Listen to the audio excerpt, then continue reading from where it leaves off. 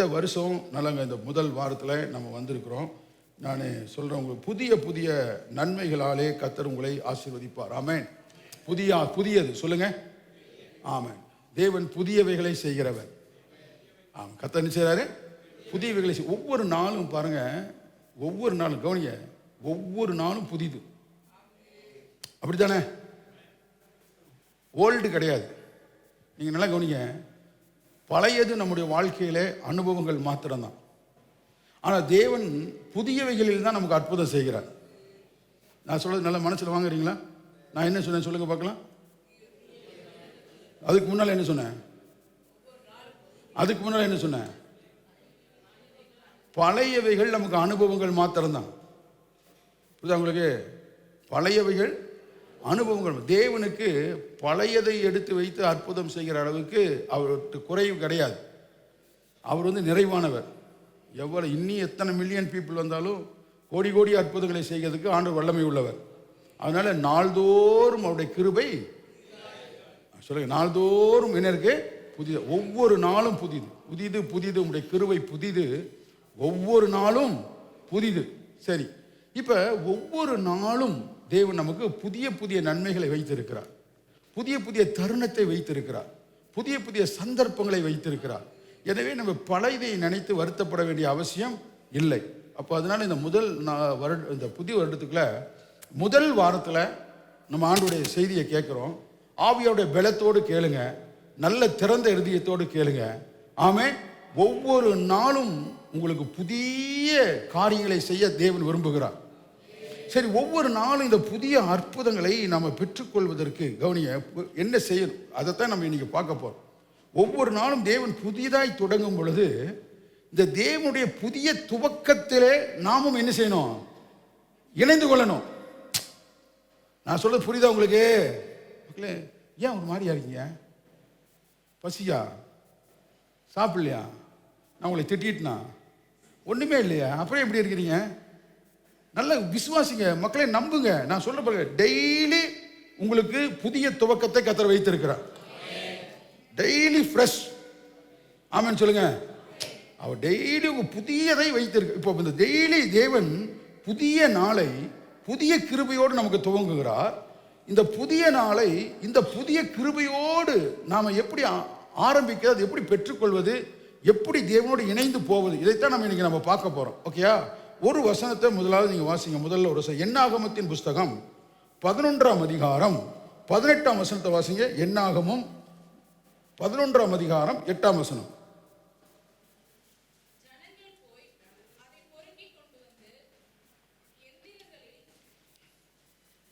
வாசிங்க. பாருங்க, ஜனங்கள் போய் அதை பொறுக்கி கொண்டு வந்து எந்திரங்களில் அரைத்தாவது, உரல்களில் இடித்தாவது, பானைகளில் சமைப்பார்கள், அதை அப்பங்களாக சுடுவார்கள்.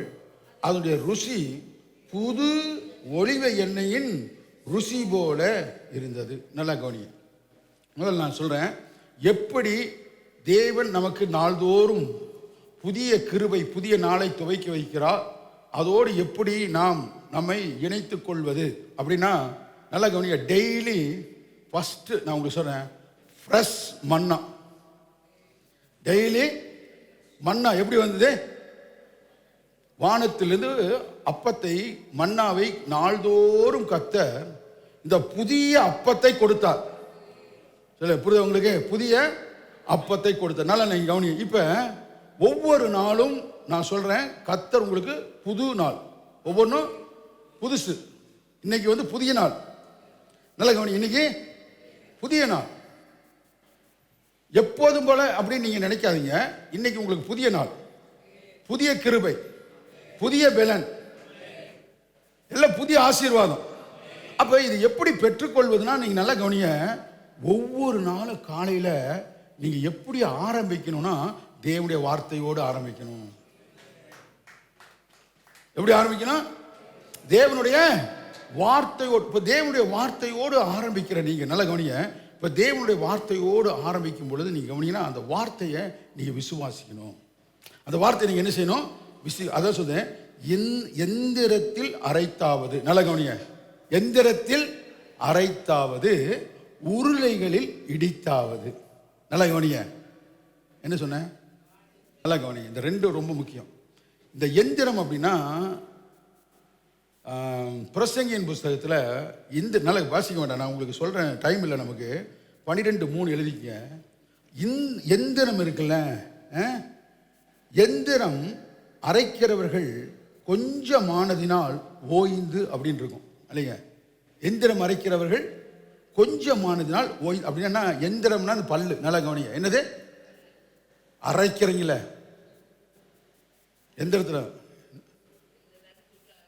1 மணிக்கு அரைக்க ஆரம்பிப்பீங்க பாருங்க, ஒரு 2 மணி வரைக்கும் அரைப்பீங்க, புரியுதா உங்களுக்கு? அப்போ அவர் என்ன சொல்றாரு, இந்த பல்லு இருக்கு பார்த்தீங்களா, ஒரு காலம் வந்து ஓய்ந்து போகுமா. எப்போ ஓய்ந்து போகும்? வயசாகும்போது பல்லெல்லாம் என்ன செஞ்சிடும்? விழுந்துடும். அந்த காலத்தில் பல் செட்டெல்லாம் கிடையாது, ரீப்ளான்டேஷன் கிடையாது. இப்போ நீங்கள் எந்த வயசானாலும் என்ன செய்யலாம்? பல்லு கட்டலாம், ரீப்ளான்டேஷன் பண்ணலாம். எல்லாம் நவீனத்தை கத்தர் கொடுத்துருக்காரு. நாமெல்லாம் ஆசீர்வதிக்கப்பட்டவர்கள். அப்போ அது பல்ல சொல்லுது, அரைக்கிறத சொல்லுது. ஒன்று. ரெண்டாவது, உரலில் இடித்தாவது. வசனம் சொல்லுது, மூடனை நொய்ய குத்தினாலும் அவன் மூடத்தன்மை என்ன செய்யாதான்? மாறாதான். நீங்கள் மூடனை ஒரு உரலில் போட்டு நஞ்சு நஞ்சு நஞ்சு நஞ்சு நஞ்சு குத்தி எடுத்தாலும் அவன் மூடனாகவே இருப்பான். ஆனால் நாணி இருக்கான் பாருங்க, நாணியை போட்டு எழுந்திரிச்சு சொன்னேன், இனிமேல் இந்த தப்பை செய்யவே மாட்டேன்னு சொல்லுவானா. அப்போ ஒவ்வொரு நாளும் நல்லா கவனிங்க, புது கிருபை, புது தயவு, புதியவைகளை கத்த தருகிறார்ல. இந்த புதியவைகள் நமக்கு உண்டாகணும்னா இந்த வார்த்தைகளை அரைத்து. எரேமியா சொல்றான் பாருங்க, வாசிக்கலாம், இதை வாசிங்க. எரேமியா 15:16 வாசிங்க சீக்கிரமா. எரேமியா 15:16. உம்முடைய வார்த்தைகள் கிடைத்தவுடனே அவைகளை உட்கொண்டு, உம்முடைய வார்த்தைகள் எனக்கு சந்தோஷமும் என் இருதயத்துக்கு மகிழ்ச்சியுமா இருந்தது. சேனைகளின் தேவனாகிய கர்த்தாவே, உம்முடைய நாமம் எனக்கு தரிப்பிக்கப்பட்டது. அப்போ முதலாவது நான் உங்களுக்கு சொல்றேன், புதியதே ஆரம்பிக்கிறோம். ஓகே, எதன் மூலமா ஆரம்பிக்கிறோம்? கர்த்தருடைய வசனத்தின் மூலமாக. அப்ப இந்த நாள் புதிய நன்மைகள் நீங்க பெற்றுக்கொள்ளணும்னா கர்த்தர் உங்களோட என்ன பேசுறாரு, உங்கள்ட்ட என்ன சொல்றாரு, இன்னைக்கு எப்படி உங்களை வழி நடத்தணும்னு விரும்புறாரு, அதை நீங்க முழு மனதோடு நீங்க என்ன செய்யணும்? ஏற்றுக்கொள்ளணும். ஓகேயா? அப்ப அரைக்கிறது அப்படின்னு என்ன? அது கிடைச்ச உடனே நம்ம என்ன செய்யுது? உட்கொள்வது. அது கிடைச்ச உடனே உட்கொள்வது. அவர் எப்படி சொல்றாரு பாருங்க, உன் வார்த்தை எனக்கு உட்கொண்டேன். சத்தமா சொல்லுங்க, உம்முடைய வார்த்தை. சத்தமா சொல்லுங்கப்பா, உம்முடைய வார்த்தை எனக்கு சந்தோஷமும் என் இருதயத்திற்கு மகிழ்ச்சியுமா இருந்தது. இந்த சத்தம் பத்தாதுங்க, என்ன சொல்லுங்க? என் இருதயத்திற்கு மகிழ்ச்சியுமா இருந்தது. அப்படின்னு என்ன? இப்போ சாப்பிட்றோம், சாப்பிட்டோன்னே உணவு டேஸ்டாக இருந்தால் எப்படி இருக்கும்? சந்தோஷப்படுறோம்ல, சே என்ன நல்ல ஒரு உணவு, எப்படி இருக்கு, சுவையா இருக்கு அப்படின்னு சந்தோஷப்படுறோம்ல. அந்த மாதிரி ஒவ்வொரு காலை வேளையிலும் மக்களே நல்லா கவனிங்க, நீங்க தேவனுடைய வசனத்தோடு உங்களை என்ன செய்யணும்? ஆமாம், அதை உட்கொள்ளுவது, அதை அசை போடுவது. ஆமாம், அப்படியே ஆவியில நல்லா கவனிங்க, திரும்ப திரும்ப பேசி, திரும்ப திரும்ப சொல்லி, அது அப்படியே உங்களுடைய ஆத்மாவில் ஆவியில கொண்டு போய் நீங்க விதைக்கும் பொழுது அந்த நாளினுடைய புதிய ஆசீர்வாதங்களாலே கர்த்தர் உங்களை ஆசீர்வதிப்பார். புதிய பாதைகளிலே கர்த்தர் உங்களை நடத்துவார். சந்தோஷமா இருக்கிறீங்களா? ஆமென். சரி, நல்லா கவனிங்க. அடுத்து நான் உங்களுக்கு சொல்றேன். இப்ப வார்த்தை நான் சொன்னேன் உங்களுக்கு எப்படி புதுசு, தேவன் ஒவ்வொரு நாளும் புதுசு, அந்த புதுசுல எப்படி போறது வார்த்தை. ஓகேயா? இப்ப பாருங்க, அரைச்சு நல்லா கவனிங்க, அரைச்சாச்சு, வாயில போட்டு உட்கொண்டாச்சு, அது வயிற்றுக்குள்ள என்ன செஞ்சிருச்சு? போயிருச்சு. இப்ப சக்தியா என்ன செய்யுது? மாறுது. ஆமாம் சொல்லுங்களேன். கேளுங்க, கவனமா காது கொடுத்து கேளுங்க. இந்த வருஷம் நீங்க என்ன நினைக்கிறீங்களோ இல்லையா, எனக்கு உங்க மேல ஒரு வைராக்கியமா இருக்கு, நீங்க நல்லா இருக்கணும். அதனாலதான் இவ்வளவு பாரமா உங்களுக்கு நான் பிரசங்கம் பண்றேன். நல்லா கவனிங்க. இப்ப நம்ம இருதயத்துக்குள்ள அந்த வார்த்தை போயிருச்சுல, உங்க வாழ்க்கை நல்லா இருக்கணும்னா என்ன செய்யணும்னா, உங்க இருதயமும் உங்க வாயும் ஒரே மாதிரி இருக்கணும். சொல்லுங்க, உங்க இருதயமும் பட்சம், உங்க இருதயமும் உன் வாயும் ஒரே லைனுக்கு வரணும். புரியுதா உங்களுக்கு? இப்போ நம்ம உங்களுக்கு ஆண்டவர் வார்த்தை இப்போ கொடுத்துட்டு இருக்காரு, அது எங்க போகுது? இப்ப இருதயத்துல போயிடுச்சு. இருதயத்துல போயிடுச்சா? இருதயத்துல போன இப்போ அது என்ன செய்யணும்? வாயும் இருதயமும் இணைந்து இப்போ என்ன சொல்லணும் அப்படின்னா, இருதயத்துக்குள்ள போயிடுச்சுல, இப்போ என்ன சொல்லணும் அப்படின்னா, எனக்கு கர்த்தர் புதிய காரியங்களை செய்வார், எனக்கு கர்த்தர் புதிய ஆசீர்வாதங்களை கொடுப்பார், எனக்கு கர்த்தர் புதிய வாசல்களை திறப்பார், எனக்கு கர்த்தர் புது பலன் தருவார், எங்களுக்கு கர்த்தர் புது வாழ்க்கையை தருவார், கர்த்தர் எங்களை புது எண்ணெயினால் அபிஷேகம் பண்ணுவார், கர்த்தர் எங்களுக்கு புதியவைகளை தருவார் தருவார் தருவார். புதியவைகளை காண்பேன், புதுமையானவைகளை காண்பேன், அற்புதங்களை காண்பேன். பாருங்க, இது வாய் இருதயமும் வாய் என்ன செய்யணும்? ஒன்னாகணும்.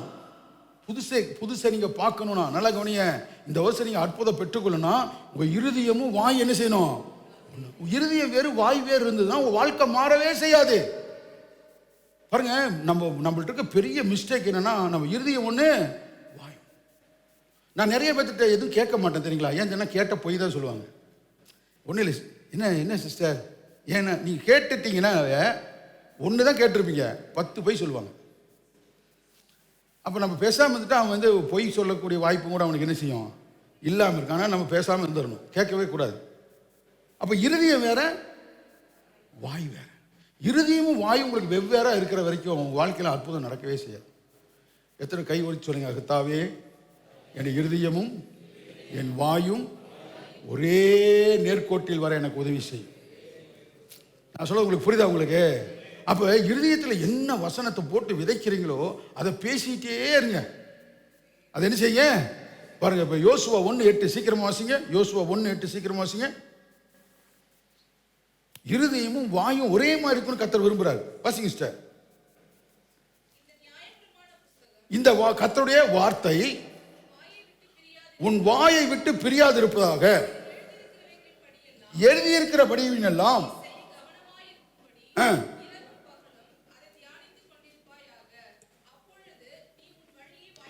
ஆமென். கை தட்டுங்க பார்க்கலாம். அப்பொழுது வழியை என்ன செய்வ அப்படின்னா என்ன அர்த்தம்னா, நீ ப்ராஸ்பர் ஆவ, நீ ஆசீர்வாதமா இருப்ப, நீ சுகமா இருப்ப, நீ செய்வதெல்லாம் வாய்க்கும். அதான் அதுக்குடைய அர்த்தம். உன் வழிகளை நீ வாய்க்க செய்வாய். எப்பொழுதுனா உன் வாயும் இருதயம் வாயும் ஒன்றா மாறணும். இங்க சபையில கேட்கறீங்களே, இதையே தான் பேசணும். நீங்க வார்த்தையே தான் பேசணும், கர்த்தருடைய வல்லமையை தான் பேசணும், மகத்துவத்தை தான் இதை சொல்ல சொல்ல சொல்ல பெரிய மாற்றங்க. ஓகே, நான் சொல்ல உங்களுக்கு புரியுதா? உங்களுக்கு நீங்க நல்ல விதங்க இந்த சபையில ஆராதிக்க நீங்கள் பாக்கியவான்கள். இதை பிராக்டிஸ் பண்ணுங்க. முதலாவது உங்க பிள்ளைகள்கிட்ட பிராக்டிஸ் பண்ணுங்க. உங்க இருதயமும் வாயும் உங்க பிள்ளைகள்கிட்ட கரெக்டா இருக்கட்டும். உங்க இருதயமும் வாயும் உங்க கணவன்கிட்ட கரெக்டா இருக்கட்டும். உங்க இருதயம் வாயும் உங்க மனைவியிட்ட கரெக்டா இருக்கட்டும். உங்க இருதயம் வாயும் உங்க பெற்றோர்கள்ட்ட கரெக்டா இருக்கட்டும். நேராக்குங்க. எதை உங்கள் இருதயத்தில் இருக்கிறதோ அதையே பேசுங்க. பாருங்க, பெரிய மாற்றங்களை நீங்கள் காண்பீர்கள். இன்னைக்கு நம்ம கஷ்டத்துக்கு, வேதனைக்கு, பிரச்சனைக்கு காரணம் என்னன்னா, கர்த்தருடைய விருப்பம் என்னன்னா, முழு இருதயத்தோடும் முழு உள்ளத்தோடும் முழு பலத்தோடும் உன் தேவனாகிய கர்த்தரை நீ ஆராதிப்பாயாக. அப்படியே என்ன சொல்றாரு? உன்னோட இருதயம், உன் வாய், உன் செயல்கள் எல்லாம் ஒன்றா இருக்கும் பொழுது நீ அற்புதங்களை காண்கிறாய். அதான் முழு பலன், முழு உள்ளம், முழு இருதயம். ஆமென் சொல்லுங்க. அப்ப முதல் நான் சொன்னேன், நாள்தோறும் புது புது கிருபைகளால், புது புது ஆசீர்வாதத்தினால உங்களை ஆசீர்வதிக்க விரும்புகிறார். நான் சொல்றேன், ஒன்னு மிஸ் ஆகி, ஐயோ என்ன இந்த சந்தர்ப்பத்தை விட்டுட்டேன், இந்த லாபம் போயிடுச்சு, வருத்தப்படாதீங்க. அதை விட பெட்டரா அடுத்து கர்த்தர் வச்சிருக்காரு. ஆமென். அப்ப நீ என்ன செய்யணும்னா, உங்க இந்த புதுசா தேவன் கொடுக்கிற இந்த புதுமைகளை நீங்கள் பெற்று வாழ்வதற்கு முதலாவது கர்த்தர் சொல்றாரு, உன் வாயும் உன்னுடைய இருதயமும் வாயும் ஒன்றாக இருக்கட்டும். அடுத்தது பாருங்க, உங்களுடைய இருதயமும் உங்கள் செயல்களும் ஒன்றாக வேண்டும். ஆமென் சொல்லுங்களேன். வாசிங்க சங்கீதம் 24:4 சீக்கிரம் வாசிங்க. சங்கீதம் 24:4 கைகளில் சுத்தம் உள்ளவனும் இருதயத்தில் மாசில்லாதவனுமாகிய தன் ஆத்துமாவை மாயைக்கு ஒப்புக்கொடாமலும் ஆணையிடாமலும் இருக்கிறவனே. ஆமென். அவர் சொல்றாரு, கர்த்தருடைய பர்வதங்கள், அதாவது கர்த்தருடைய ஆசீர்வாதத்தை யார் பெற்றுக்கொள்வார்கள்? கர்த்தருடைய ஆசீர்வாதத்தை. அப்ப இருதயத்தில் நல்ல கவனிய, இருதயமும் வாயும் சொன்னல, இப்ப இருதயமும் கையும் நல்ல கவனிய. எத்தனை கவனிக்கிறீங்க? இருதயமும் கையும். இப்ப இந்த கை நமக்கு சுத்தமா இருக்கணும். நல்ல கவனி. கை இந்த கை சுத்தமா இருக்கணும். என்னன்னா, வேலை செஞ்சு அழுக்காக்குறாங்களே அது இல்லை. வேலை செய்யறப்ப ஆயில் ஆகும், நீங்கள் கையெல்லாம் அழுக்காதுல நம்ம என்ன மக்கள் ஒரு மாதிரியா இருக்கீங்க, சிரிங்கப்பா. ஆமாம் சொன்னால ஒரு கை தட்டு கொடுங்க பார்க்கலாம் ஆண்டவருக்கு. ஆமாம். ரொம்ப ஆழமாக கேட்குறீங்களோ?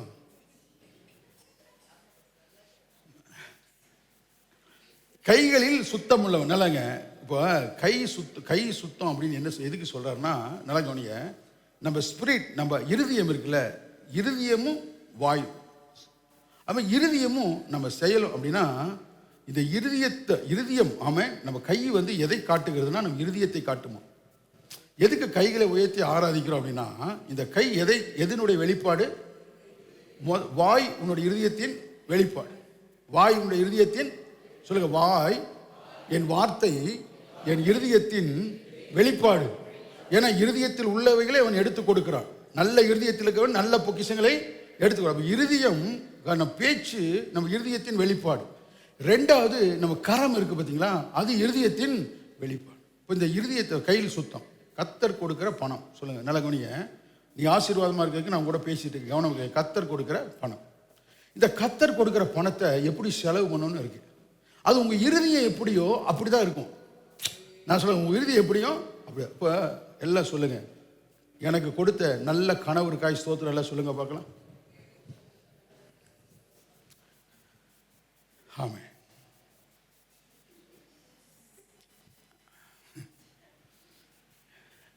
எனக்கு கொடுத்த நல்ல கணவனுக்காக ஸ்தோத்திரம். எனக்கு கொடுத்த நல்ல மனைவிக்காக ஸ்தோத்திரம். எங்களுக்கு கொடுத்த நல்ல பெற்றோர்களுக்காக ஸ்தோத்திரம். எங்களுக்கு கொடுத்த நல்ல பிள்ளைகளுக்காக ஸ்தோத்திரம். நல்ல கைகளை தட்டுங்க பார்க்கலாம். ஆம். இப்போ பாருங்க, சில வீட்டில் கணவன்மார்கள் சம்பாதிக்கிறாங்க, கஷ்டப்பட்டு சம்பாதித்து அந்த வீட்டுக்கு பணத்தை என்ன செய்கிறாங்க, கொண்டு வராங்க இல்லையா. நீங்கள் போய் வேலை செய்கிறது பார்த்தீங்கன்னா ரொம்ப கடினம். சில வீட்டில் சிஸ்டர்ஸ் போய் வேலை செஞ்சு என்ன செய்கிறாங்க, சம்பாதித்து கொண்டு வராங்க. அப்போ நீங்கள் நினைக்கிற பாருங்க, ஒரு மாதத்தில் போய் ஒரு 10,000 ரூபா, 20,000 ரூபா, 30,000 ரூபா, 50,000 ரூபா, 1 லட்சம் சம்பாதிக்கிறதெல்லாம் நீங்கள் வந்து ரொம்ப ஈஸின்னு நினச்சிடாதீங்க. எல்லாம் கவனிங்க. இப்போ வீட்டுக்கு நீங்கள் பாருங்க, உங்கள் கணவர் வந்து மனைவி வந்து சில இடத்துல பெண்கள் வேலைக்கு போகிறாங்க, கணவன் வேலைக்கு போகிறாங்க. நீங்கள் போய் மாதத்தில் வந்து அந்த சம்பளம் வாங்கிட்டு வர்றது சாதாரண காரியம் இல்லை. எத்தனை பேர் ஒத்துக்கிறீங்க? எவ்வளோ கஷ்டம் தெரியுங்களா? ஒரு 1000 ரூபா சம்பாதிக்கிறதுக்குள்ள ஐயோ எத்தனை கேள்விக்கு பதில் சொல்ல வேண்டியதாக இருக்குது, எத்தனை சகிக்க வேண்டியதாக இருக்குது, எத்தனை பொறுமை. இவ்வளோ கஷ்டப்பட்டு தான் அவங்க என்ன செய்கிறாங்க, பணத்தை நம்ம வீட்டுக்கு கொண்டு வராங்க. ஆனால் நான் சொல்கிறேன் கேளுங்க, எத்தனை பேர் வீட்டில் ஐஸ்வர்யம் தங்கணும்னு விரும்புகிறீங்க? மாத கடைசியில் என்னைக்கும் உங்கள் வீட்டில் ஐஸ்வர்யம் இருந்துகிட்டே இருக்குன்னு எத்தனை பேர் விரும்புகிறீங்க? கைத்தட்டுங்க பார்க்கலாமே. இப்போ நல்லா நீங்கள் கவனிங்க. இப்போ இவ்வளோ கஷ்டப்பட்டு கணவன் மனைவி வீட்டுக்கு சம்பளத்தை என்ன செய்கிறாங்க, கொண்டு வராங்க. முதலாவது நீங்கள் செய்ய வேண்டியது என்னென்னா, சம்பாதிப்பதற்கு எனக்கு பலனை கொடுத்த கர்த்தருக்கு ஸ்தோத்திரம். நீங்கள் உங்கள் கணவர் கையில் எவ்வளோ பணம் வருதுன்னு தான் பார்க்குறீங்க. ஆனால் உங்கள் கணவனுக்கு அதை சம்பாதிக்க பலன் கொடுக்குற கர்த்தரை நீங்கள் பார்க்க மாட்டேங்கிறீங்க. ரொம்ப சிரமங்க. பெண்கள்லாம் வேலைக்கு பண்ணி நினைக்கிற மாதிரி இல்லை. அவங்கள போய் கேட்டால் அவங்க வெளியே சொல்லாத கண்ணீர் உள்ள ஏகப்பட்டது இருக்குது அவங்களுக்கு. என்னெல்லாம் சகிச்சு அவங்க வேலைக்கு போயிட்டு வந்து புரியுது அவங்களுக்கு. அந்த பணத்தை அப்படி கொண்டு வராங்க. அந்த பணத்தை கொண்டு வந்து அந்த வீட்டில் வைக்கும் பொழுது அந்த பணத்தை கர்த்தர் ஆசீர்வதிக்கணும். ஆமான்னு சொல்லுங்க. கர்த்தர் முதல்ல அதை பிளஸ் பண்ணணும். நல்லா புரிஞ்சு கர்த்தர் அதை என்ன செய்யணும், முதல்ல உங்கள் வீட்டில் ஐஸ்வர்யம் தங்குவதற்கு அடுத்த புதிய காரியம் இந்த வருஷம் புதுசாக செய்ய போகிறார் ஆண்டவர். அந்த புதுமை எப்படின்னா, குறையாத ஐஸ்வர்யம், குறையாத ஆசீர்வாதம், உங்கள் வீட்டில் குறையாத அப்பம், நிறைவாக இருக்கக்கூடிய உங்கள் பாத்திரம் நிரம்பி வழியதுக்கு நான் சொல்கிறேன். அல்லேலூயா. முதலாவது கடவுளுக்கு என்ன செய்யணும், நன்றி செலுத்தணும். அப்புறம் அதில் கடவுளுக்கு என்று உங்கள் மனப்பூர்வமான ஒரு காணிக்கை, உங்கள் மனப்பூர்வம்னு சொல்லுது ஆண்டவர். ஆண்டவர் என்ன சொல்றாரு, மனப்பூர்வமா முறுமுறுக்காம மனப்பூர்வமானதை ஆண்டவருக்கு என்று எடுத்து வைப்பது. அடுத்து நான் சொல்கிறேன் கேளுங்க.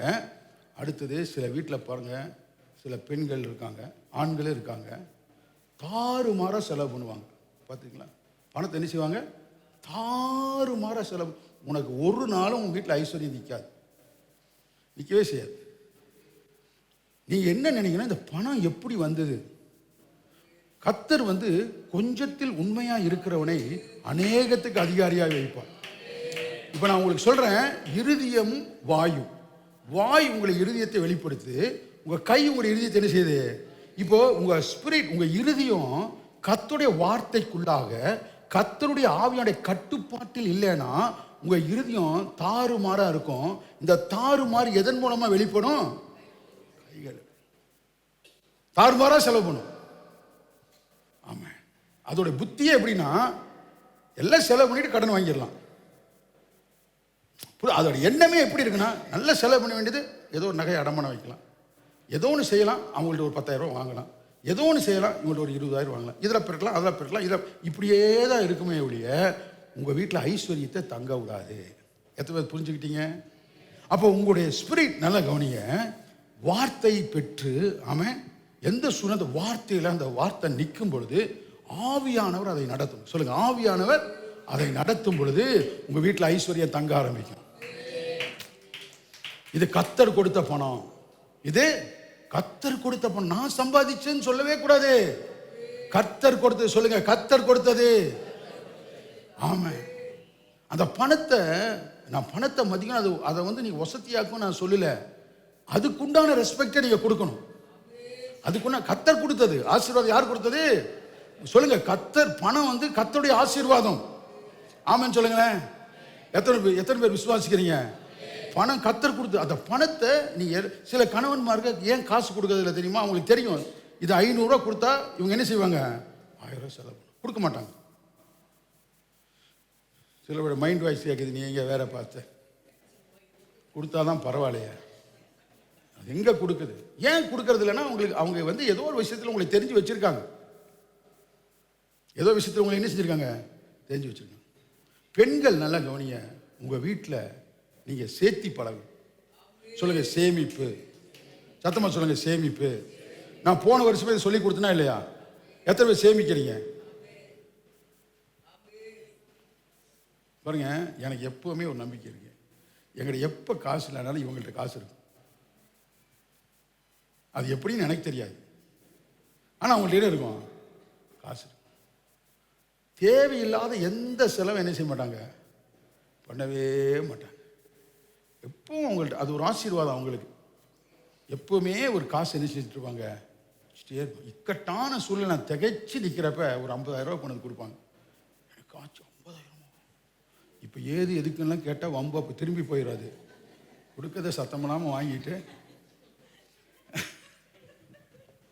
புரியுதா உங்களுக்கு? 50,000 வச்சுருப்பாங்க. எனக்கு ஆச்சரியமாக இருக்கும். அதான் பாருங்க, புத்தி உள்ள ஸ்திரீ தன் வீட்டை கட்டுகிறார்.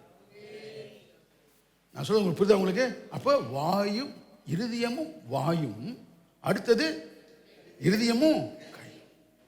பெண்கள் அதாவது உங்கள் கணவர் என்ன உங்களுக்கு கொடுக்குறாரோ அதில் நீங்கள் சேமிச்சு பழகும். அல்லேலூயா. அதே மாதிரி கஞ்ச கணவர்களுக்கு சொல்கிறேன், கொடுங்க. ஆமான்னு சொல்லுங்க. உங்கள் மனைவி கையில் செலவுக்கு என்ன செய்யுங்க, பணத்தை கொடுங்க. நீங்கள் வேணாம் கொடுத்து பாருங்க, உங்கள் வீடு ஒரு கலகலகலன்னு இருக்கும் பாருங்க. அந்த காசு அங்கே வீட்டில் இருந்தாவே ஒரு பெரிய சந்தோஷம். சில பேருக்கு பார்த்தீங்கன்னா காலையில் பைத்தியம் முடிக்கும், காசு இருக்காதுங்க. இவர் எல்லாம் பாக்கெட்டில் வச்சுட்டு என்ன செஞ்சிருவார், போயிடுவார். மண்டகாய் எதுக்கு எடுத்தாலும் கேட்டு கேட்டு வாங்குறதுல அவங்களுக்கு ரொம்ப டார்ச்சராக இருக்கும். அதனால் உங்களுக்கு நல்ல கணவர்களுக்கு நான் சொல்கிறேன், உன்னுடைய இருதயமும் உன்னுடைய கையும், ஆமான்னு சொல்லுங்கள், வீட்டில் பணத்தை என்ன செய்யுங்க, கொடுங்க. கொடுக்குற பணத்தை என்ன செய்யுங்க, சேர்த்து. மக்களே நல்லா புரிஞ்சுக்கிட்டீங்களா? எத்தனை புரிஞ்சுக்கிட்டீங்க? ஆமாம். அப்போ கர்த்தருடைய வார்த்தை இப்போ ஒவ்வொரு நாளும் புதுசாக இருக்கிறதுக்கு நான் சொல்லிட்டு இருக்கேன். உங்களுக்கு ஆசீர்வாதமாக இருக்கா? இப்போ அந்த புதுசில் நல்ல கவனிங்க. அந்த வார்த்தையில் நம்ம நடக்கும். இந்த வார்த்தையில் என்ன செய்யணும், நடக்கும். இப்போ நீங்கள் நல்லா கவனிங்க மக்களை, நல்லா கவனிச்சுக்கலுங்க.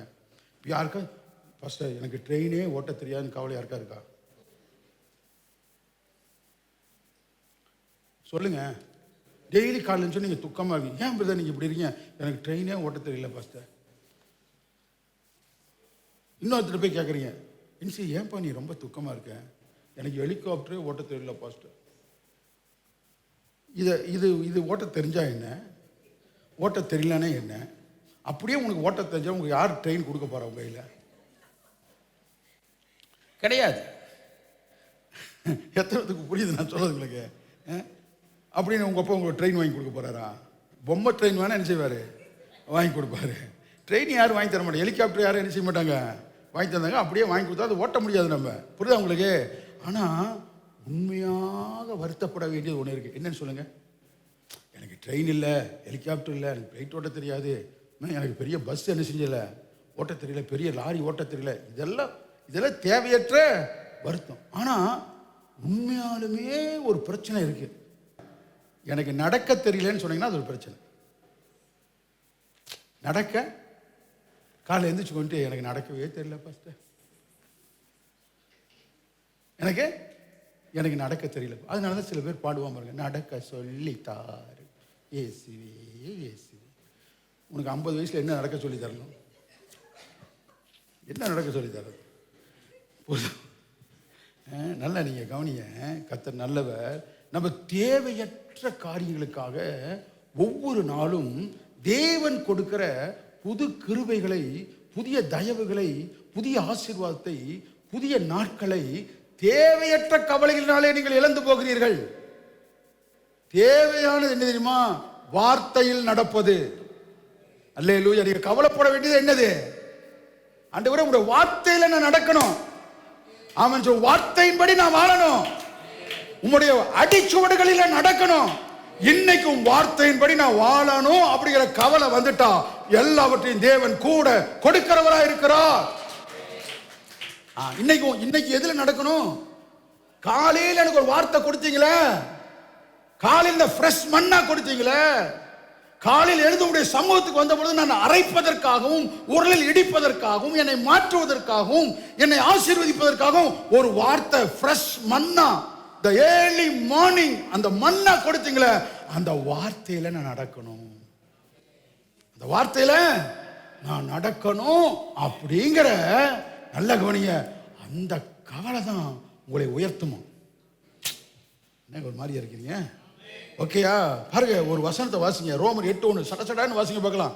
ரோமர் 8:1 சடசடன்னு வாசிங்க சீக்கிரமா. ஆகையால் கிறிஸ்து இயேசுவுக்கு உட்பட்டவர்களாக இருந்து மாமிசத்தின்படி நடவாமல் ஆவியின்படியே நடக்கிறவர்களுக்கு அப்படியே தீமை இல்லை, ஆக்கினை இல்லை. எதன்படி நடக்கிறவர்களுக்கு? வார்த்தை. இப்போ எது இல்லைங்கிற எதனுடைய வருத்தம் நமக்கு உண்டாகணும்? வார்த்தையின்படி வாழணும் அப்படிங்கிற வருத்தம் நமக்கு என்ன செய்யணும்? உண்டாகும். 2 பாருங்க, சங்கீதம் 60:4 சொல்லுது, சத்தியத்தின் நிமித்தம் ஏற்றுக்கொள்ளும்படி உமக்கு பயந்து நடக்கிறவர்களுக்கு ஒரு கொடியை ஏற்றுவி. பாருங்க, ஒவ்வொரு நாளும் அவருடைய வார்த்தையில நீ நடக்கிறீங்களே, உங்களுக்கு எங்க போனாலும் வெற்றியாம். ஐயோ, என்ன தலையில ஏறுதா இல்லையா? ஆமா, இந்த வசனத்தின்படி நீங்க போறீங்களா, உங்களுக்கு என்னவா? வெற்றி. சொல்லுங்க.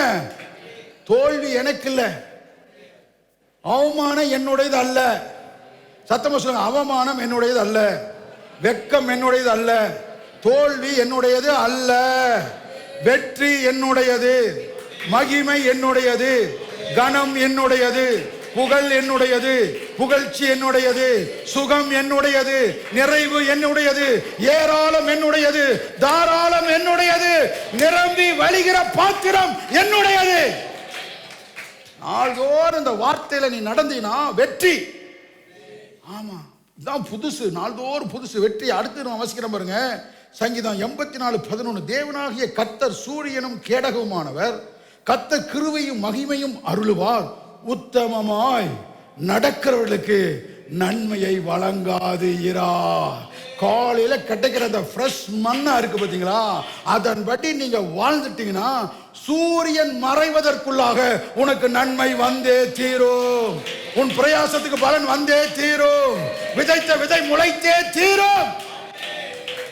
எப்படி பாருங்க, நடக்கிற அந்த வார்த்தையில நடக்கிற ஃப்ரெஷ் மண்ணா நாள்தோறும் அந்த வார்த்தை. இந்த எக்ஸ்பீரியன்ஸ்க்கு நீங்க வரணும். இந்த வருஷம் ஒவ்வொரு நாளும் காலையில் எழுந்திரிச்சு என்ன செஞ்சிடணும்? பிரஸ் பண்ணா என்ன செய்யணும்? வாங்கிடணும். அடுத்து பாருங்க, நீதிமொழிகள் 2:7 அவர் நீதிமான்களுக்கு என்று மெய் ஞானத்தை வைத்திருக்கிறார், உத்தமமாய் நடக்கிறவர்களுக்கு அவர் கேடகமாய் இருக்கிறார். கேடகம் உனக்கு. அந்த வசனத்துல நடந்தா எங்க வேணாலும் நீங்க தைரியமா போயிட்டே இருக்கலாம். உங்களை பாதுகாப்பார். ஆமான்னு சொல்லுங்க. உங்களை பாதுகாத்துட்டே இருப்பாரு. உங்க பிள்ளைகளை பாதுகாப்பு, கணவனை பாதுகாப்பார், மனைவி, உங்க குடும்பத்தை கர்த்தர் பாதுகாப்பார். எங்க போனீங்கனாலும் உங்களுக்கு பாதுகாப்பு நிச்சயம். கையில வச்சு சொல்லுங்க, எங்க போனாலும் எந்த சூழ்நிலையிலும் எங்களுக்கு பாதுகாப்பு நிச்சயிக்கப்பட்டிருக்கிறது. வேலை ஸ்தலங்கள்ல நீங்க பிரான்சிஸ் ஒரு சாட்சி சொன்னார் பாருங்க, அவருக்கே அறியாது, ஒரு நிமிஷம், ஒரு செகண்ட், ஆமென், தன்னை காப்பாற்றிக் கொள்வதற்கு அவருக்கே தெரியலங்கிறாரு. என்ன செய்யறது எனக்கு ஒன்றும் விளங்கல. ஆனா கர்த்தருடைய கரங்களை பத்திரமாய் பாதுகாப்பு. நான் சொல்ற பாதுகாப்பு உங்களுக்கு உடன்படிக்கை பண்ணப்பட்டிருக்கிறது வார்த்தையில நடக்கிறவர்களுக்கு. அடுத்து ஒரு வசனத்தை வாசிக்கிறோம் பாருங்க, நீதிமொழி 2:15, மாறுபாடான பாதைகளையும் கோணனான வழிகளிலும் நடக்கிறவர்களுக்கு நீ தப்பி வைக்கப்படுவாய். இன்னொரு காரணம் சொல்ல, கர்த்தரே காலையிலேயே நீ ஃப்ரெஷ் மண்ணாவால் நிரப்பிட்டேன்னு வச்சுங்க. மக்களை நல்லா கவனிங்க, காலையிலேயே வார்த்தையை நான் நிரப்பிட்டீங்க, உங்க இருதயத்தை நிரப்பிட்டீங்க, வாயில சொல்ல ஆரம்பிச்சிங்கன்னா நீங்க அப்படியே நமக்கு தெரியாது பாருங்க. நம்ம ஆடுகள் ஓநாய்களுக்குள்ள போறோம், இந்த உலகத்துக்குள்ள போறோம், இந்த பிரபஞ்சத்துக்குள்ள, இந்த இருளுக்குள்ள போறோம், நமக்கு ஒன்றும் தெரியாதான். ஆனா கர்த்தர் என்ன செய்யறாராம், மாறுபாடான பாதைகள், கோணனான பாதைகள், தீமையான மனிதர்கள், கொடுமையான மனிதர்கள், வஞ்சகமான மனிதர்கள், புரிதா உங்களுக்கு, இவங்க எல்லாருக்கும் விலக்கி கர்த்தரை பாதுகாத்துக் கொள்வாங்க. கையை தட்டுங்க. நான் சொல்றது உங்களுக்கு புரியுதா உங்களுக்கு? அல்லேலூயா. இவ்வளவு இதுதான் நான் சொல்றேன். முதல் இந்த வருஷத்துல புதிய காரியம், புதிய அனுபவத்தை நீங்க பெற்றுக்கொள்வதற்கு ஒவ்வொரு நாளும் தேவனுடைய வார்த்தையோடு உங்களை இணைத்து ஆரம்பியுங்கள். அதுல நடக்க ஆரம்பிங்க. இத்தனை நன்மைகளை கர்த்தர் உங்களுக்கு செய்வார். அடுத்த காரியத்தை நான் உங்களுக்கு சொல்றேன். 2 சாமுவேல் புஸ்தகம் 6ஆம் அதிகாரம் 3ஆம் வசனத்தை வாசிங்க சீக்கிரமா. 2 சாமுவேல் 6ஆம் அதிகாரம் 3ஆம் வசனம். சந்தோஷமா கேட்குறீங்களா? ஆமாம், வாசிங்க.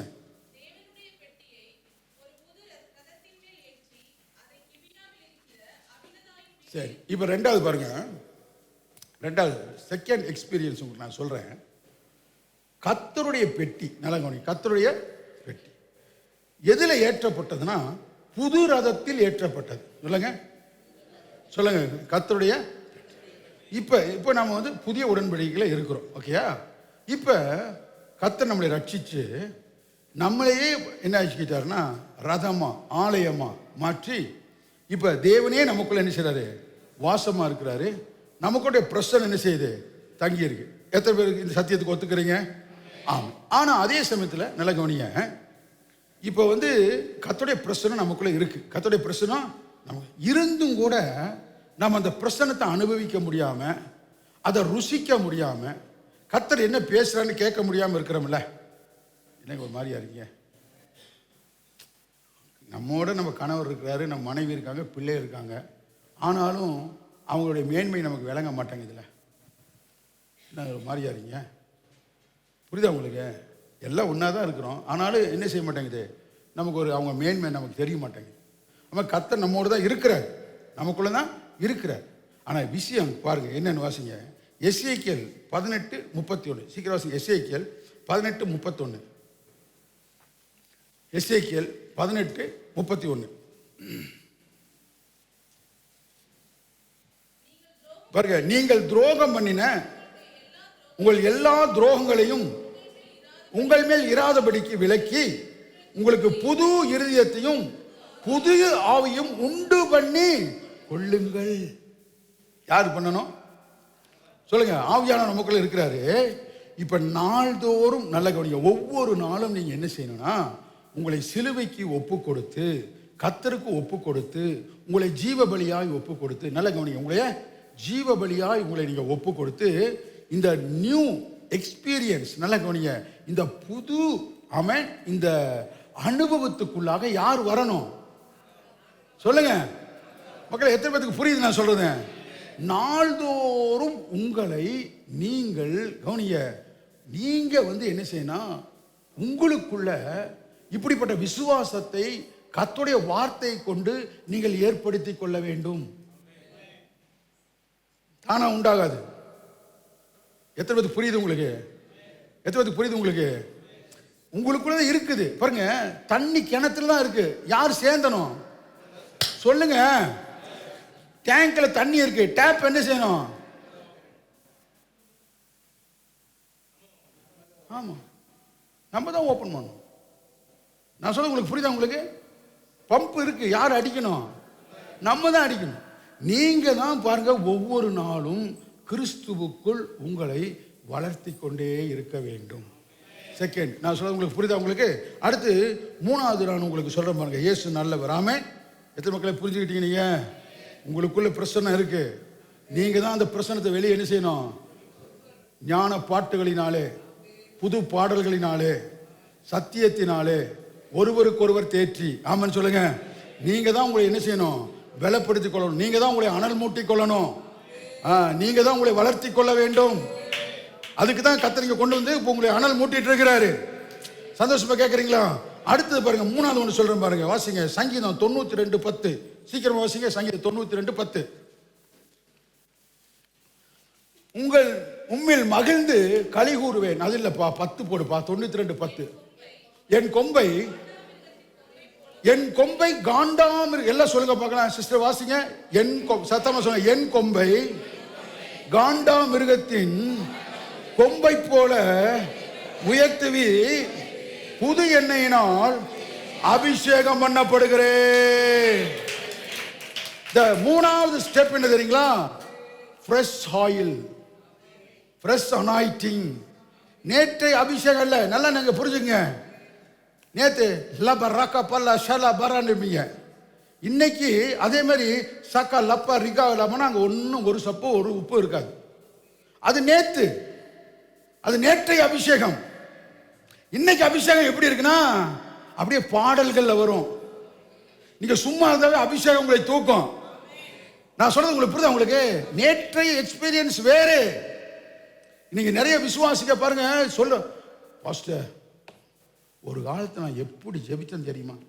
கொஞ்சம் அப்பவே நான் தெரிஞ்சுக்கலாம், இது வந்து பலூன் போனது, காத்து போன பலூன் அர்த்தம், இது ஒன்றும் இல்லைன்னு அர்த்தம். எப்போ போன வருஷம் நீ ஜெபிச்சது யாரு கேட்டா? இப்போ என்ன செய்யற அதை சொல்லு. ஒவ்வொரு நாளும் ஃப்ரெஷ் அனாயிட்டிங் சொல்லுங்க. ஒவ்வொரு நாளும் புது எண்ணெய் உன் மேல ஊத்த ஆயத்தமா இருக்கிறாரு. கொம்பு தைலத்து மேல ஊத்த ஆயத்தமா இருக்கிறாரு. ஹோலி ஸ்பிரிட் உன்னை நிரப்புவதற்கு ஆயத்தமா இருக்கிறாரு. ஆமா, ஒவ்வொரு நாளும் ஆவியில என்ன செய்யணும்? ஜெபிக்க நிரம்பணும். புது ஆசீர்வாதத்தை காண்பதற்கு, புது அனுபவத்தை காண்பதற்கு டெய்லி ஃப்ரெஷ் ஆயில் ஆண்டவர் ஊத்த ஆயத்தமா இருக்கிறாரு. அது அப்படியே ஆரோனின் தலையில் ஊற்றப்பட்ட தாடியில் அங்குகளில் வழி அந்த அனாயிட்டிங் வந்துட்டாவே அது என்ன மகிழ்ச்சினா பாருங்க. அது சொல்லுது எண்ணெய். ஆமென். அது என்ன சொல்லுது? மகிழ்ச்சி. ஆமென் சொல்லுங்களேன். சந்தோஷத்தை கொடுக்கிறது, மகிழ்ச்சியை கொடுக்கிறது, துக்கத்தை மறைய செய்கிறது, தோல்விகளை எல்லாம் அது என்ன செய்யுது? வெற்றியாய் மாற்றுகிறது. இப்ப யானைக்கு கொம்பு இருக்கு, மாட்டுக்கு சொல்லுங்க சொல்லுங்க மக்களே, ஆட்டுக்கு கொம்பு, எதுக்கெல்லாம் கொம்பு இருக்கு சொல்லுங்க? குதிரைக்கு கொம்பு இருக்கு. நீ எல்லாத்துக்கும் ஆமேன்பீங்க.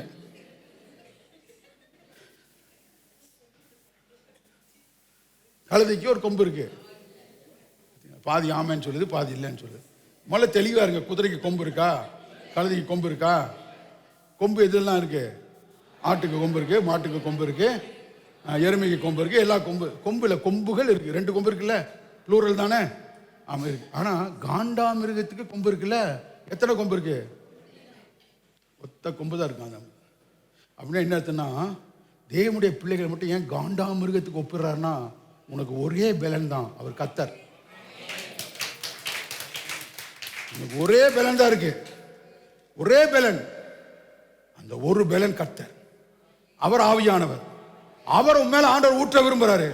அவர் உன் மேல வரும் பொழுது உங்களை ஸ்பெஷலா மாத்துவார். மக்களை நான் சொல்றேன் பாருங்க, நீங்க வந்து ஆவியில நிறைய நிறைய நிறைய எத்தனை பேர் சந்தோஷமா கேட்குறீங்க? ஆவியில நிறைய நிறைய நான் கர்த்தருடைய பிள்ளை, நான் கர்த்தருடைய பிள்ளை, பாரு கர்த்தர் எனக்கு என்ன செய்ய போறார் பாரு, இதெல்லாம் நீங்க சொல்ல வேண்டியதே கிடையாது.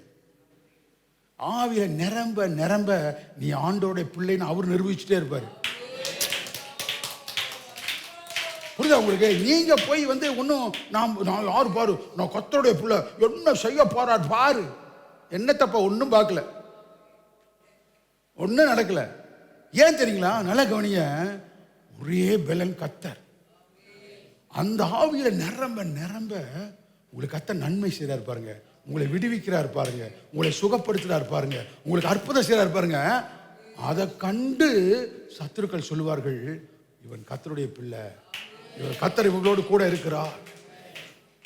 ஆவியில நிரம்ப நிரம்ப இந்த அற்புதம் கர்த்தர் உங்களுக்கு செஞ்சுட்டே இருப்பார். ஆமென். உங்க கொம்பு உயரும். உங்க கொம்பு உங்க எக்ஸால்ட் பாருங்க. உயர்றதுன்னா எக்ஸால்ட் அப்படின்னு என்னன்னா, உங்க கொம்பு அப்படிங்கும் பொழுது நீங்க ஒரு ஸ்பெஷல். கர்த்தர் உங்களுக்குள்ள இருந்து உயர்வார், உங்களுக்குள்ள மகிமைப்படுவார். நீங்க எதுக்கும் பயப்பட மாட்டீங்க, எந்த சூழ்நிலையும் பயப்பட மாட்டீங்க. எந்த சூழ்நிலை கர்த்தர் உங்களுக்கு ஒரு அற்புதம் செய்வார். ஆமென். உங்களை உயர்த்திட்டே இருப்பாரு. நல்ல கவனிங்க. உங்க வேலையை, உங்க தொழிலை 10,000 பேர் கோயம்புத்தூர்ல செய்யலாம், ஆனா உங்க மேல கர்த்தருடைய கொம்பு உயரும். நீங்க ஸ்பெஷல் சொல்லுங்க, நீங்க ஸ்பெஷல் சொல்லுங்க. அல்லேலூயா. நீங்க உலகத்துக்கு ஒத்த வேஷம். என்ன பாஸ்டர் அது ஏன் கேட்குறீங்க? கத்திரிக்காய் விற்கலான்னு போனால் 1000 பேர் விற்கிறோம். சரி இது வேண்டாம், கருவாடு விற்கலான்னு போனேன், அது ஒரு 500 பேர் விற்கிறான் பாஸ்டர். சரி இது வேண்டாம், சோப்பு விற்கலான்னு போனேன், அது 10,000 பேர். எத்தனை 1000 பேர் விற்றா உனக்கு என்னப்பா? உன் சோப்பு ஸ்பெஷல். நான் சொல்ல உங்களுக்கு புரியுதா? உங்களுக்கு நீங்க ஸ்பெஷலுங்க. ஐயோ நீங்க ஸ்பெஷல். ஐயோ நீங்க ஸ்பெஷல். நீங்க தனிச்சிறப்பு மிக்கவர்கள். ஏனென்றால் யார் மேலும் இல்லாத அந்த ஜீவனுள்ள தேவனுடைய அபிஷேகம், ஆவியானவர் உங்கள் மேல் தங்கி இருக்கிறார். நீங்க ஸ்பெஷல். உங்க வீடு ஸ்பெஷல். ஆமா, எல்லாம் ஸ்பெஷலுங்க. உங்க கொம்பு தான் கத்த சொல்ல. உங்க கொம்பு கொம்பு ஒரே கொம்பு தான் காண்டாம இருக்குது. அப்படி யானையவே தூக்கி வீசிடும். பார்த்துறீங்களா? அப்படியே லாரி ஒரே கொம்புல அடிச்சு தூக்குச்சுன்னு வச்சுங்க, யானையெல்லாம் அங்கே போய் விழுகும். அதான் காண்டாமிருகத்தின் 11 வாசிங்க. இல்லை 92 11 வாசிங்க சீக்கிரம்.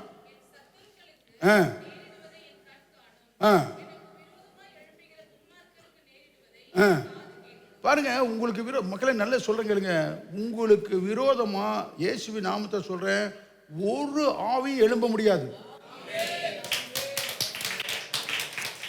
அவன் முயற்சி பண்றதெல்லாம் வேஸ்ட். நீங்க அதெல்லாம் பார்த்து சோர்ந்து போகாதீங்க. கர்த்தர் சொல்றாரு, உனக்கு விரோதமாய் உருவாக்கப்படும் உருவாக்கப்படும். நல்ல கவனி. உருவாக்க பாருங்க. நான் தெளிவா இருக்கிறேன், சபையை குறித்து தெளிவா இருக்கிறேன். ஏன் தெரியுங்களா? சபைக்கு விரோதமாய் உருவாக்கப்படும் எந்த ஆயுதம் வாய்க்காது. இந்த கல்லில் உதைப்பது அவனுக்கு கடினம், இந்த கல்லில் மோதுகிறவன் நொறுங்கி போவான். வசனம் இருக்கு, அதனால நமக்கு பயமே கிடையாது. அதே தான் நான் உங்களுக்கு சொல்றேன். உங்களுக்கு விரோதமாய் உருவாக்கப்படும் எந்த ஆயுதம் வாய்க்காதே போகும். ஆனா உருவாக்கப்படும். ஏன் தெரியுமா? ஆண்டவர் உருவாக்க விடுறாரு. அவன் காசை செலவழிப்பாரு, அவன் பலத்தை செலவழிப்பாரு, அவன் நேரத்தை செலவழிப்பாரு. எதுக்கு தெரியுமா? பார்வோனை நடுக்கடல் வரைக்கும் வர வச்சாரு பாருங்க. புரியுதா உங்களுக்கு? டோட்டல் வாஷ் அவுட் பண்றதுக்கு. கர்த்தருக்கு விரோதமாக ஒருத்தவங்க காரியம் செய்யும் பொழுது கர்த்தர் பேசாமல் இருப்பார். எதுக்கு தெரியுமா? டோட்டலாக அவனை வாஷ் அவுட் பண்ணுவார், டோட்டலாக முடிச்சு கட்டிடுவார். ஆனால் நீங்கள் பயப்படவே செய்யாதீங்க. அல்லேலூயா. உங்க கொம்பு உயரும், நீங்க நல்லா இருப்பீங்க. உங்களுக்கு விரோதமாய் உருவாக்கப்படும் எந்த ஆயுதமும் வாய்க்காது. ஒரு சத்துருக்கள் ஒவ்வொன்றாய் விழுவதை நீங்கள் காண்பீர்கள். ஆமென். ஒவ்வொன்றாய் செயலிழந்து போவதை காண்பீர்கள். உங்களுக்கு எதிராக இருக்கிறவருடைய பலன் குறைந்து போவதை காண்பீர்கள். உங்கள் மீதிலோ கர்த்தருடைய கிரீடம் பூக்கும், உங்கள் மீதிலோ கர்த்தருடைய கொம்பு உயரும். கைகளை தட்டி ஆண்டவரை மகிமைப்படுத்துங்க. ஆமென். அல்லேலூயா. அடுத்து 12 வாசிங்க. நீதிமான் பனையை போல செழி. பாருங்க, இந்த நியூ அனாயிட்டிங் இருக்குல்ல, ஒவ்வொரு நாளும் ஃப்ரெஷ் அனாயிட்டிங் இருக்குல்ல, புது புது கிருபை கொடுக்குறாருல. நீங்க நீதிமான். மக்களே, உங்க மேல நல்ல வார்த்தை பேச நல்லா வாங்குங்க. நீங்க நீதிமான். எப்படி சனிப்பீங்க? பனை சொல்லுங்க. பனையை போல, பனையை போல செழித்து லீபோனுல. அப்போ இந்த கேதுரு மரம் இருக்குதுங்களே, அதை பிடிக்க முடியும். நம்ம 10 பேர் சேர்ந்தா என்ன செய்ய முடியும்? 10 பேர் சேர முடியும். நம்ம 25 பேர். பாருங்க, சபை பெருசு இருக்கும். ஒரு கேதுரு மரம் எப்படி இருக்கும்? இத்தோ பெருசு இருக்குமா?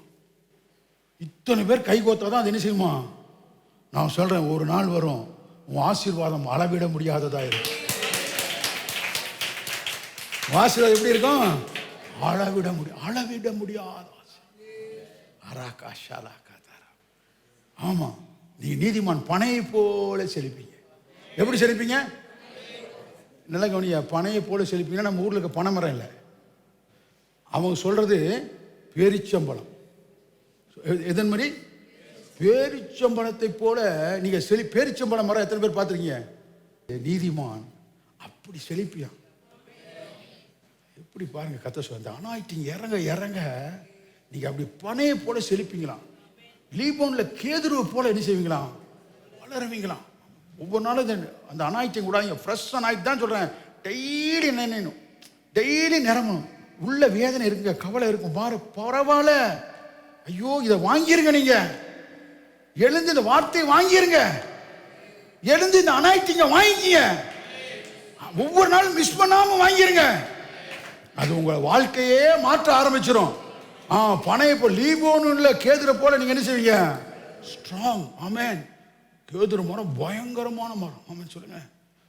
உயர்ந்த இப்படி கீழே படுத்துட்டு தான் நீங்க மேலே பார்க்கணும். அவ்வளவு உயர கழுத்து சுலுக்கிக்கும். உங்க மேல தீர்க்க தரிசனமா சொல்றேன், உங்களை உங்க பிள்ளைகளை ஒரு நாள் கர்த்தர் ஆசீர்வதித்து உங்க சத்துருக்களை எல்லாம் இப்படி பார்க்க வைப்பாரு. ஆமென். சந்தோஷமா கேட்குறீங்களா? அப்படி உங்களை கர்த்தர் ஆசீர்வதிப்பாருங்க. அடுத்து நான் உங்களுக்கு சொல்றேன் பாருங்க. அடுத்த வருஷம் 13 போட்டுக்கனே. கர்த்தருடைய ஆலயத்தில் நாட்டப்பட்டவர்களாய் தேவனுடைய பிரகாரங்களில் செழித்திருப்பார்கள். வாசிங்க.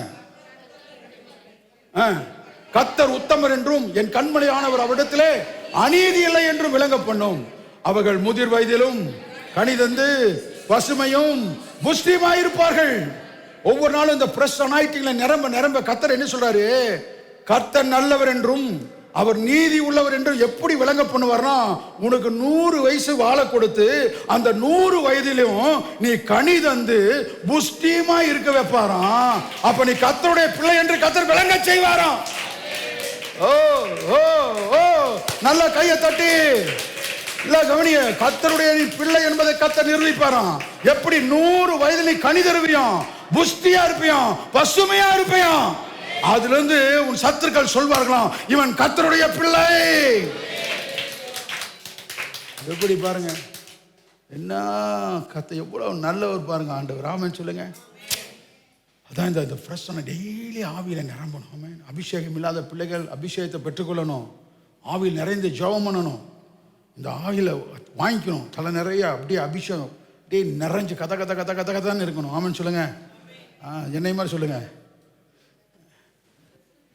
நீங்க தானே சொன்னீங்க, கை தட்டுங்க மேரிச்சதுக்கு. ஆமாம், கதை கதை கதை அப்படியே ஜிதிக்கலன்னு இருக்கணும். ஆமென் சொல்லுங்களேன். அடுத்த ஒரு வசனம் சொல்லி உங்களுக்காக நான் ஜெபிக்கிறேன். கர்த்தர் நல்லவர். ஆமென். ஹல்லேலூயா. இனிமேல் ட்ரெயின் ஓட்ட தெரியலன்னு வருத்தப்பட மாட்டீங்களா? கர்த்தருடைய வார்த்தையில் நடக்கணும்னு வருத்தப்படுங்க. ஓகே.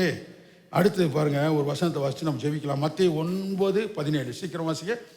மத்தேயு 9:17. மத்தேயு 9:17. புது திராட்சை பழ ரசத்தை பழந்துருத்திகளில் வார்த்து வைக்கிறதும் இல்லை, வார்த்து வைத்தால் துருத்திகள் கிழிந்து போகும், ரசமும் சிந்தி போகும், துருத்திகளும் கெட்டு போகும். புது ரசத்தை புது துருத்திகளில் வார்த்து வைப்பார்கள். அல்ல நல்லா கவனிங்க. இப்போ நான் உங்களுக்காக ஜெபம் பண்றேன். புது ரசம். ஆமாம், புது ரசத்தை எதில் வைக்கணும்? நல்லா கவனிங்க. பழையதெல்லாம் ஒளிந்து, இது மத்தேயில இருக்கு, மார்க்ல இருக்கு, லூக்காலே இருக்கு. இப்போ புது துருத்தி. ஆமான்னு சொல்லுங்க. புது துருத்தி, புது ரசம் சொல்லுங்க. புது ரசம், புது துருத்தி. இப்போ இதெல்லாம் புதுசு. இன்னையிலேருந்து எல்லாம் இந்த 1ஆம் தேதியிலேருந்து எல்லாம் என்னது? புதுசு. அதை எதில் வைக்கணும்? புது துருத்தி. திருப்பியும் பழையதுக்கு என்ன செய்யக்கூடாது? போகக்கூடாது. காலையில் குப்பையை கொண்டு என்ன செஞ்சுறீங்க? திருப்பி போய் 11 மணிக்கு யார் எடுத்துட்டு வருவா? ஒருத்தர் ஆள் கை தூக்குங்க பார்க்கலாம். காலையில் 7 மணிக்கு குப்பை கொட்டினா பாஸ்டர், 11 மணிக்கு மறுபடியும் என்ன செஞ்சேன்? எடுத்து வந்து மறுபடியும் வீட்டுக்குள்ளே வச்சுட்டேன்னு சொல்லுங்க பார்க்கலாம். சொல்லுங்க, யாராக இருக்கிறீங்களா? அது மாதிரி தான் பழசை விட்டுறணும். திருப்பி போய் தூக்கிட்டு வந்து வச்சீங்கன்னா அது என்ன செய்யுது? துருத்தியும் அப்படின்னா உன் வாழ்க்கையை கெடுத்து விடும், ரசமும் சிந்தி போகும். அப்படின்னா என்ன அர்த்தம் தெரியுமா? புது கிருபையை என்ன செஞ்சிடும்? கிருபையை இழந்துருவ. உன் கர்த்தர் கொடுத்த வாழ்க்கையை என்ன செஞ்சிருவ? இழந்துருவேன். நான் சொன்னதை சொல்லுங்க பார்க்கலாம் திருப்பி. புது ரசம், புது ரசம், புது துருத்தி. புது ரசத்தை பழசை கொண்டு போய் பழசில் என்ன செய்யக்கூடாது, வைக்க. அப்போ மறுபடியும் பழைய பாவத்துக்கே நீங்கள் திரும்பி போனீங்கன்னா, பழைய மிஸ்டேக்கே மறுபடியும் போன வருஷம் என்னென்னலாம் செஞ்சீங்களோ அது இந்த வருஷம் நீங்கள் செஞ்சீங்கன்னா, நல்லா கவனிங்க, உங்கள் கிருபையும் நீங்கள் இழந்துருவீங்க, உங்கள் துருத்தி, உங்கள் வாழ்க்கையும் கெட்டுப்போகும். இந்த வருஷம் தீர்மானம் பண்ணுங்க. அந்த தீர்மானத்தில் நடப்பதற்கு என்ன வேணா நான் செய்வேங்கிற ஒரு துணிச்சலோடு வாழுங்க. கர்த்தர் புதிய காரியங்களை செய்கிறவர். அது இன்றே தோன்றும் என்று நீங்கள் அறியீர்களா? வனாந்தரத்திலே வழிகளையும் அவாந்தர வெளிகளிலே ஆறுகளையும் தேவன் உண்டாக்குகிறவர். பாருங்க, புதிய காரியம் செய்யும் பொழுது நல்லா கவனிங்க, புதிய ஒரு காரியத்தை கர்த்தர் செய்யும்போது அப்படி இருக்குமா, வனாந்தரத்தை செழிப்பாக்குவார். நீங்கள் இந்த வனாந்திரங்கிற பாருங்க, தண்ணி இல்லாமல் வெடிச்சு பாழாக இருக்கக்கூடிய இடங்கள் இல்லையா, அதை கர்த்தர் என்ன செய்வாராம், செழிப்பாக்குற. நல்லா கவனிங்க, நல்லா நான் சொல்றது கவனமாக கேளுங்க. இப்போ உங்கள் ஆவியிலே ஒன்று தோன்றும், அது இந்த வருஷம் உங்களுக்கு நடக்க ஆரம்பிக்கும். எவ்வளவு வறட்சியான ஒரு வனாந்தரமும் கர்த்தர் சொல்லுகிறா, இதோ நான் ஒரு புதிய காரியத்தை செய்கிறேன், அது இன்றே தோன்றும் என்பதை நீங்கள் அறியீர்களா? வனாந்தரத்தில் வழியும் அவாந்தர வெளிகளில் ஆறுகள். கர்த்தருடைய ஆசீர்வாதம், பரிசுத்த ஆவியானவர் ஜீவ தண்ணீரை உங்க வாழ்க்கையில கர்த்தர் அப்படியே ஓட விடுவார் பாருங்க. ஒரு நதி போல உங்க வாழ்க்கையில பாயும். அந்த வறட்சி எல்லாம் அப்படியே செழிப்பா மாறும். ஒரு ஸ்மெல் வரும் தெரியுங்களா, வறண்ட நிலத்துல தண்ணி பாஞ்சு போனா ஸ்மெல் வரும். எத்தனை பேருக்கு தெரியும்? இந்த மழை பெஞ்சா மண் வாசனை எத்தனை பேருக்கு தெரியும்? நான் மழை பெய்யும் சொல்லுங்க, நீங்க மண் வாசனைன்னு பாக்குறீங்க. அந்த அனுபவம் இல்லையா எல்லாருக்கும். அந்த எனக்கு ரொம்ப பிடிக்கும் அந்த வாசம். பார்த்தீங்கன்னா நான் சின்ன பையனாக இருக்கப்ப நம்ம வீட்டுக்கு அந்த மழை பெய்யும் பொழுது அந்த மண்ணிலேருந்து அப்படியே ஒரு வெப்பம் மாதிரி எழும்பி ஒரு வாசம் உண்டாக்கும். இன்னைக்கு தீர்க்க தரிசனமாக அவங்க மேலே சொல்கிறேன், எதுக்கெல்லாம் காத்திருந்து ஏங்கி வறண்டு போனீர்களோ, வாடி போனீர்களோ, வருத்தப்பட்டிருக்கிறீர்களோ, உங்கள் மீது இந்த நாள் முதல் ஆசீர்வாதமான மழை பெய்யும். ஆசீர்வாதமான வாசம் உங்களுக்கு உண்டாகும். ஆசீர்வாத வாசம் உங்களுக்கு உண்டாகும். ஒரு சுகவாழ்வு துடிக்கும். ஆமென்.